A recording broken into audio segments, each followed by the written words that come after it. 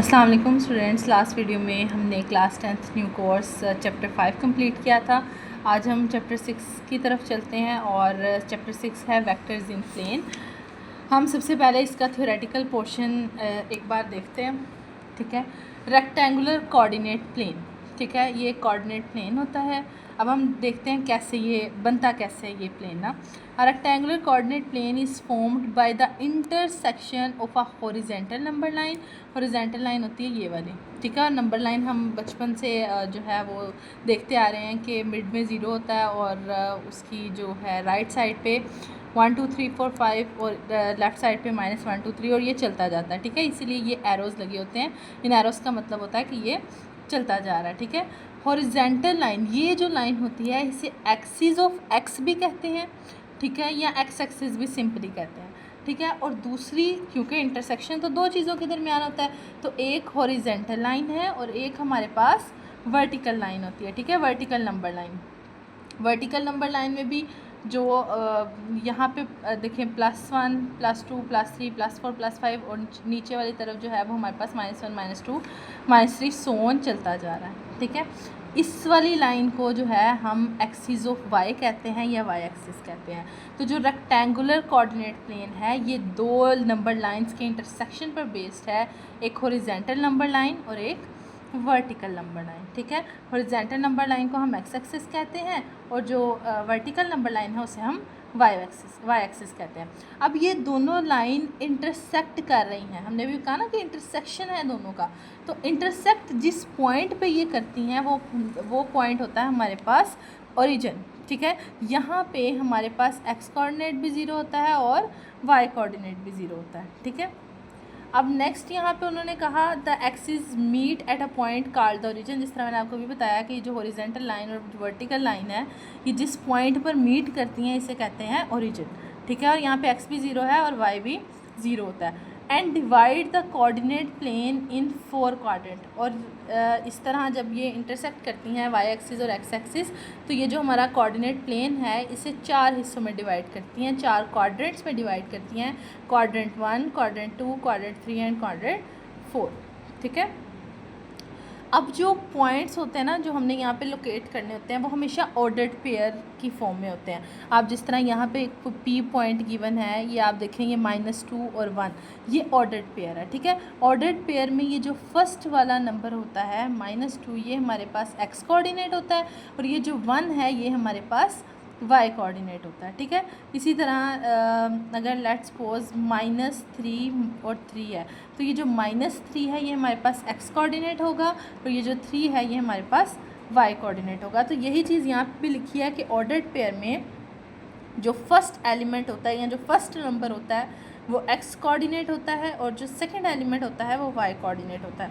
ठीक है, यहाँ पे सबसे पहले हमारे पास इसमें एक्स कोऑर्डिनेट क्या है -2 और सेकंड कोऑर्डिनेट हमारे पास क्या है वाई कोऑर्डिनेट हमारे पास क्या है 1। ठीक है, तो यहाँ से हमने देखा कि रेक्टेंगुलर कोऑर्डिनेट प्लेन कैसे बनता है। अब ज़रा थोड़ा सा मैं इस कोऑर्डिनेट प्लेन को एक्सप्लेन करती जाऊँ कि क्वाड्रेंट 1, क्वाड्रेंट 2, क्वाड्रेंट 3 और क्वाड्रेंट 4 क्या होते हैं।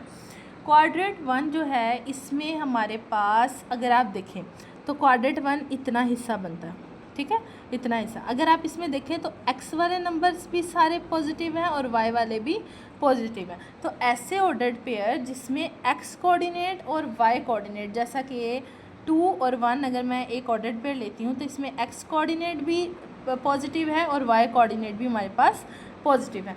तो ऐसा जो होता है ऑर्डर्ड पेयर वो हमारे पास क्वाड्रेंट 1 में लाई करता है। ठीक है, अब हम क्वाड्रेंट 2 की बात करते हैं। अब जो क्वाड्रेंट 2 है उसमें ये हिस्सा आ रहा है, ये वाला पोर्शन।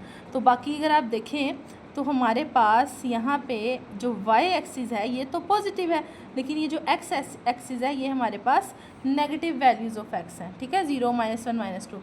तो ये इस कोऑर्डिनेट में ऐसे पॉइंट्स, ऐसे ऑर्डर्ड पेयर्स लाई करेंगे जिसमें हमारे पास एक्स कोऑर्डिनेट जो है वो नेगेटिव होगा और जो वाई कोऑर्डिनेट है वो पॉजिटिव होगा। जैसे -2 और 1 मैंने आपको बताया था ना, ये एक्स को रिप्रेजेंट करता है, ये वाई को। तो अगर एक्स नेगेटिव और वाई पॉजिटिव होगा तो वो हमारे पास क्वाड्रेंट 2 होगा। अब हम चलते हैं क्वाड्रेंट 3 पे। क्वाड्रेंट 3 में ये पोर्शन आता है। ठीक है, आप ये वाला स्क्वायर देखेंगे, ये वाला।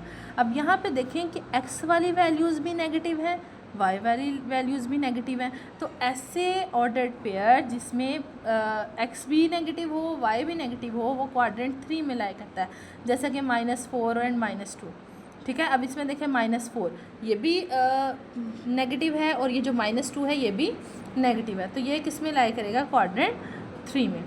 सेम इसी तरह जो क्वाड्रेंट 4 है, इसमें अगर आप देखें तो हमारा ये स्क्वायर, ये वाला डिब्बा हम देखेंगे तो यहाँ पे x की जो वैल्यू है ये पॉजिटिव है, लेकिन y की वैल्यूज़ जो हैं वो नेगेटिव हैं। ठीक है, तो ऐसे ऑर्डर्ड पेयर जिसमें x पॉजिटिव होगा और y जो है वो नेगेटिव होगा, जैसे 3 यहाँ पे पॉजिटिव है और y जो है -5 वो नेगेटिव है, तो हमारे पास ये ऐसे ऑर्डर्ड पेयर क्वाड्रेंट 4 में लाई करते हैं।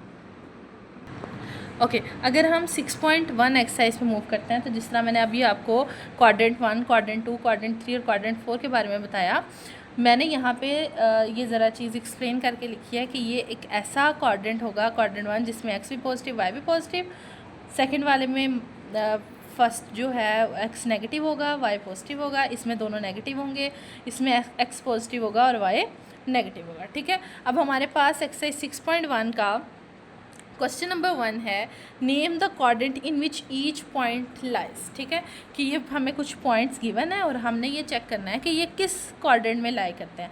हम सबसे पहले ये वाला ऑर्डर पेयर चेक करेंगे। ये हमारे पास x होता है और ये हमारे पास y होता है। अब इसमें देखें x भी पॉजिटिव है +4, y भी पॉजिटिव है +3, तो ऐसा ऑर्डर्ड पेयर जिसमें x भी पॉजिटिव हो, y भी पॉजिटिव हो, वो हमारे पास क्वाड्रेंट 1 में लाई करता था, इसलिए मैंने यहाँ पे लिख दिया लाइन क्वाड्रेंट 1। सेकेंड हमारे पास ऑर्डर्ड पेयर है 5 एंड -4। 5 मतलब हमारा यहाँ पे x जो है वो पॉजिटिव है और जो y है वो हमारे पास नेगेटिव है। तो ऐसा ऑर्डर्ड पेयर कहाँ लाई करता है कि हमारा x पॉजिटिव हो और y नेगेटिव हो, तो ये ऐसा क्वाड्रेंट कौन सा है? क्वाड्रेंट 4। तो ये जो ऑर्डर्ड पेयर है ये क्वाड्रेंट 4 में लाई करता है। इसी तरह अगर हम इस क्वेश्चन 1 का थर्ड पार्ट देखें तो -6 एंड 2, -6 यानी कि -x है और जो हमारे पास सेकेंड है ये y है। तो ऐसा ऑर्डर्ड पेयर जिसमें x नेगेटिव होगा और y पॉजिटिव होगा, ऐसा जो ऑर्डर्ड पेयर होता है वो कहाँ पे लाई करता है? क्वाड्रेंट 2 में। ठीक है, इस क्वेश्चन का लास्ट पार्ट है -4 एंड -4। अब x भी नेगेटिव है, y भी नेगेटिव है, तो कौन सा ऐसा क्वाड्रेंट है जिसमें x भी नेगेटिव है और y भी नेगेटिव है? वो है क्वाड्रेंट 3। तो मैंने यहाँ पे क्वेश्चन 1 के पार्ट 4 में लिख दिया कि लाई इन द क्वाड्रेंट 3। ठीक है, होप सो आपको ये समझ आ गई होगी। तो अब हम चलते हैं नेक्स्ट। हमारे पास ये आपने कहीं ना कहीं फ़िज़िक्स में क्लास 9th में आपने ये सुना होगा स्केलर एंड वेक्टर। आज हम इसका थोड़ा सा डिफरेंस भी पढ़ते हैं। Scalar, there are 2 types of physical quantities that are used in physics and mathematics. 2 तरह की फिज़िकल क्वांटिटीज़ होती हैं, मेजरेबल क्वांटिटीज़। ठीक है, जो जिन्हें हम मेजर कर सकते हैं। तो 2 तरह की फिज़िकल क्वांटिटीज़ होती हैं मैथ में भी और फिज़िक्स में भी, एक स्केलर होती है और एक वेक्टर होती है। ठीक है, अच्छा, स्केलर एक ऐसी क्वांटिटी है, स्केलर उस क्वांटिटी को कहते हैं जिसकी मैग्नीट्यूड मतलब उसकी मिकदार तो हो लेकिन उसकी कोई डायरेक्शन ना हो। जैसे टाइम है, अगर तो टाइम हमारे पास, मैं ये ज़रूर कह सकती हूँ कि 60 सेकेंड्स हुए हैं, लेकिन मैं उसकी डायरेक्शन नहीं बता सकती कि किस तरफ 60 सेकेंड्स हुए हैं। ठीक है, तो जो हमारे पास टाइम है वो स्केलर क्वांटिटी है। इसी तरह जो हमारे पास वेक्टर होता है, वेक्टर हमारे पास एक ऐसी क्वांटिटी है जिसमें मैग्नीट्यूड भी आती है और उस चीज़ की डायरेक्शन भी आती है। लेट्स सपोज मैं फोर्स लगा रही हूँ, मैं 4 न्यूटन की फोर्स लगा रही हूँ, तो उसकी कोई ना कोई डायरेक्शन भी होगी। तो ऐसी क्वांटिटीज़ जिसकी मैग्नीट्यूड के साथ साथ डायरेक्शन भी हो, वो हमारे पास क्या होता है? वेक्टर। ठीक है।